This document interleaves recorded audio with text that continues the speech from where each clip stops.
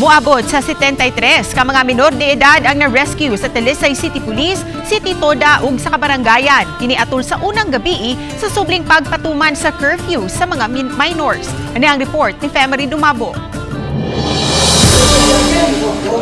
Sa 73 nga mga na-rescue nga minor de edad, 49 kanila mga lalaki, samtang 24 usab ang mga babae.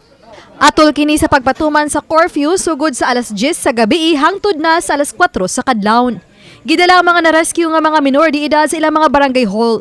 13 kanila gikan sa barangay Poblasyon, 12 sa Tabunok, 5 sa Lawaan 3, 4 sa Bulacau, samtang 24 taga barangay Tangke.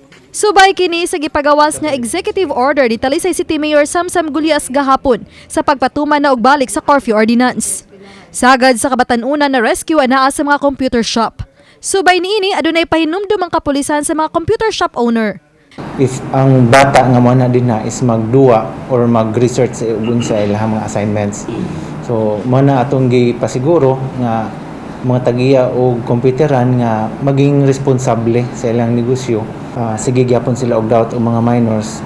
Ato na silang himuan og report atong i-submit sa City Hall sa barangay captain para sa ma-check ang ilahang permit. Gawas sa pagkuha sa ilang mga ngan, gipatawag usab ang ilang mga ginikanan.